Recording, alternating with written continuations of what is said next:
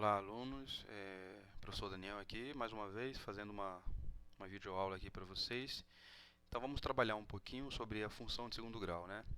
O que vem a ser uma função de segundo grau, né? Vocês têm a definição aí, depois podem ler com mais calma, mas vou usar uma expressão simples. É toda expressão matemática, né, do tipo f de x ou y igual a x ao quadrado mais bx mais c, né?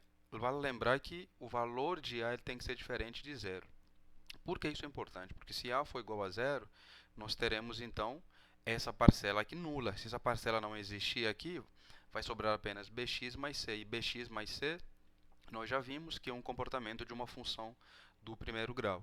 Então, essa condição ela é importante para que nós tenhamos uma função do segundo grau. Então, olha só. Conforme nós vimos na função do primeiro grau, nós fomos estudando alguns pontos importantes. E aqui também não vai ser diferente. Então, o primeiro ponto que a gente vai estudar é o gráfico. O gráfico de uma função quadrática ou de uma função do segundo grau é sempre uma parábola. Porém, essa parábola depende do valor de a. Se o valor de a for positivo, você tem a parábola com a concavidade voltada para cima. Se o valor de a for negativo, você tem a parábola com a concavidade voltada para baixo. Então, para saber se a concavidade vai estar virada para cima ou para baixo, isso depende simplesmente do valor de a. Tudo bem? Então, olha só, outro ponto, determinar os zeros ou raízes da função. Nós vimos, eu até disse para vocês na sala de aula, que para calcular qualquer raiz, qualquer zero da função, basta igualar a função a zero. E aqui não vai ser diferente. Porém, na função de segundo grau, já existe uma expressão matemática ou uma fórmula para a gente determinar, então, as raízes. Talvez seja uma das formas mais conhecidas na matemática, é chamada fórmula de Bhaskara, ou a expressão de Bhaskara. Então, essa expressão, ou forma de Bhaskara, nos dá a seguinte relação, que menos b, mais ou menos raiz de b ao quadrado menos 4, que multiplica a e c, dividido por 2 vezes a. Eu, particularmente, gosto de escrever essa fórmula da seguinte maneira. X é igual a menos b, mais ou menos raiz dessa letra grega aqui chamada de delta, dividido por 2 vezes a. Onde esse delta ele é calculado por essa expressão b ao quadrado menos 4ac. Tudo bem? Então, olha só, como eu tenho dois sinais aqui, um positivo e um negativo, significa que eu vou ter duas raízes. Uma que vai ter o sinal positivo e a outra que eu vou trabalhar com o sinal negativo. Tá?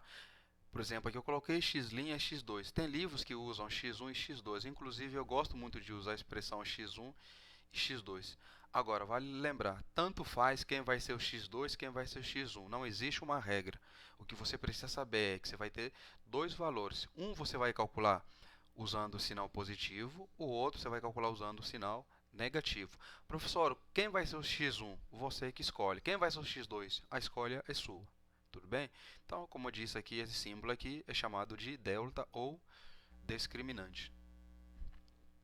Então, olha só, quando eu calculo delta, por isso que eu gosto de escrever a expressão em função do delta, quando eu calculo delta, esse delta ele pode me dar três valores possíveis.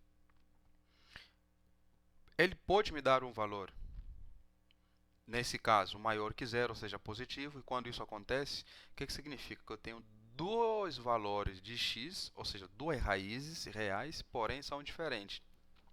E quando delta é igual a zero, eu tenho apenas uma única raiz. Por quê? Porque x1 é igual a x2. Então, se as duas raízes elas são reais e são iguais, então eu teria apenas um único valor.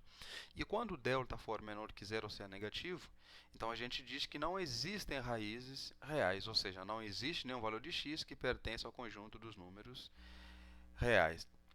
Então, vamos ver alguns exemplos aqui para a gente tentar aplicar um pouquinho essa equação de Bhaskara.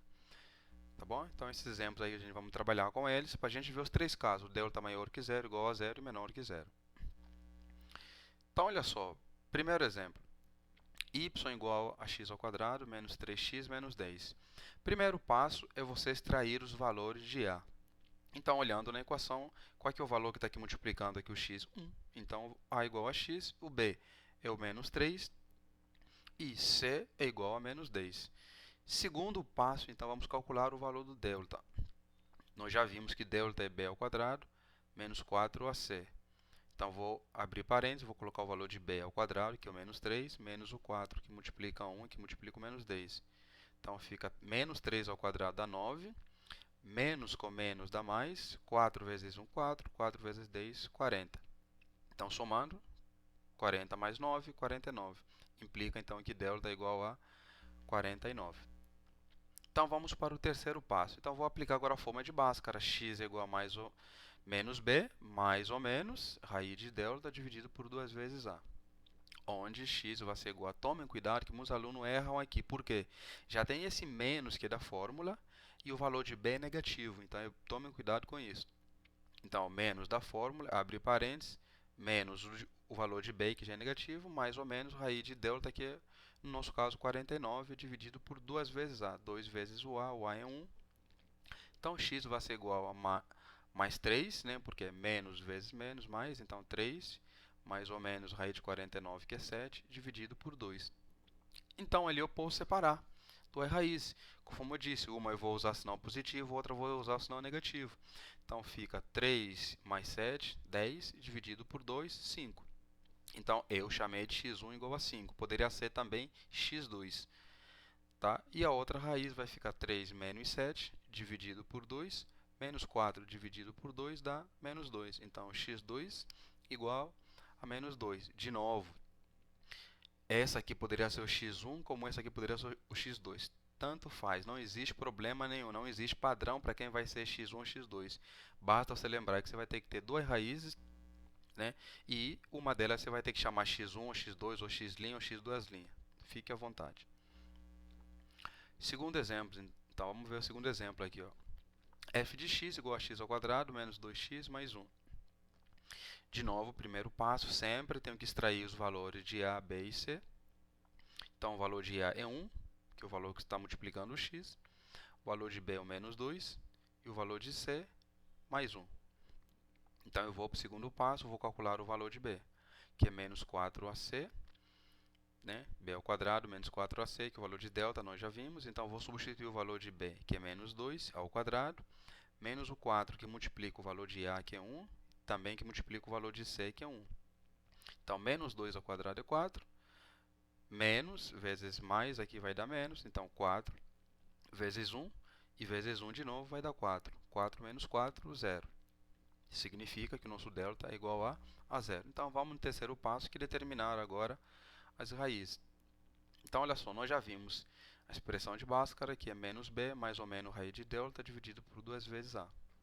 Então, x vai ser igual a menos, lembrar de novo, menos da fórmula, o menos que eu coloquei entre parênteses menos 2, porque é o valor de b, mais ou menos a raiz de 0, que é o valor de delta, dividido por 2 vezes 1. Então, x vai ser igual a 2, dividido por 2, vai dar 1. Então, como delta é igual a 0, eu já sei que eu tenho duas raízes reais iguais. Então, ou seja, x1 é igual a x2, que é igual a 1. As duas raízes são iguais. Então, vamos ver o terceiro caso. Y igual a x ao quadrado mais x mais 2. De novo, o primeiro passo, sempre extrair os valores de a, b e c. Então, olha só, de novo, o valor de a é igual a 1, o valor de b é igual a 1 e o valor de c é igual a 2. Segundo passo, calcular o valor de delta, pela expressão b ao quadrado menos 4ac. Então, o valor de b é 1, fica 1 ao quadrado, menos o 4 que multiplica o valor de a também, que é 1, e multiplica o valor de c, que é 2. Então, 1 ao quadrado é 1, menos 4 vezes 1, 4, vezes 2, 8. Então, 1 menos 8 dá menos 7. Significa que meu delta é menor que 0. E quando o delta é menor que 0, nós já vimos lá que não existe raízes reais. Por quê? Porque o delta é menor que 0. Então, a gente escreve assim, ó, não existe x que pertence ao conjunto dos números reais. Tudo bem? Então, irei fazer o próximo vídeo, né, falando sobre os vértices e o sinal da função e depois alguns exercícios sobre aplicação, tá bom? Então, pegue esse material, refaça os exercícios e entenda qualquer dúvida, vocês podem entrar em contato comigo. Então, bons estudos.